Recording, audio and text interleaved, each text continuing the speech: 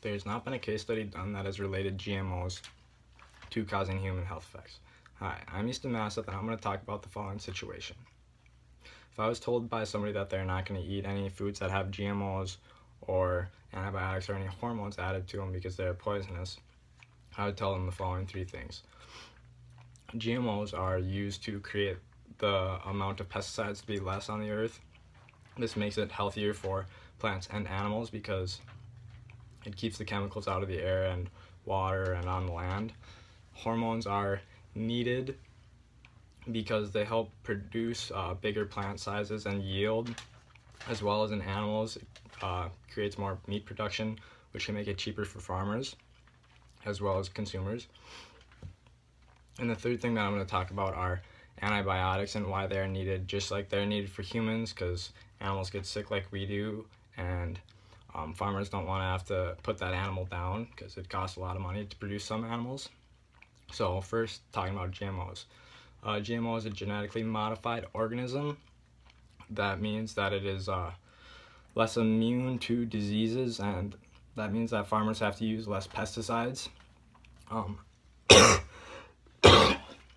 This can save farmers a lot of money because they don't have to use the pesticides, as well as they don't lose as much crops towards these diseases.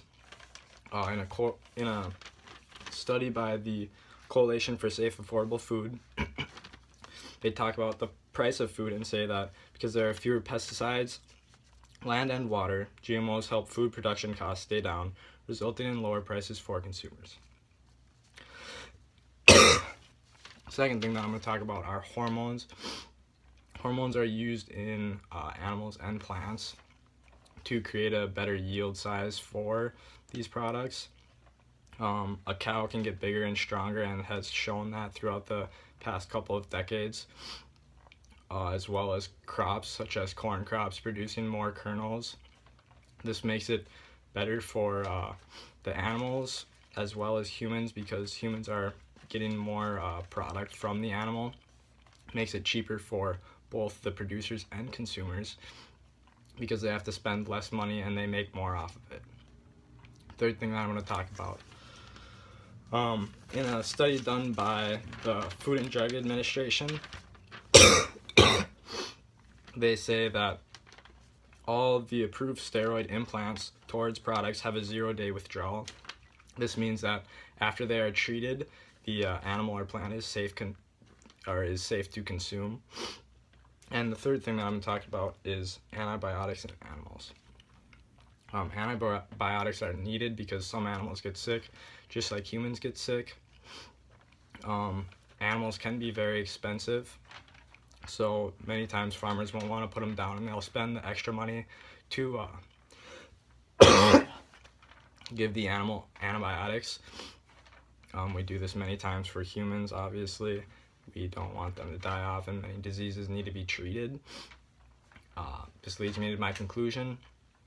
During the following statement, GMOs have not been proven that they are not safe to eat or cause human health effects. It reduces the amount of pesticides on the earth. Hormones create a better yield size, making it cheaper for us humans, as well as antibiotics because it saves animals, and it makes it cheaper for farmers because they don't lose as many animals. What do you think that this world would look like without antibiotics, GMOs, and other things?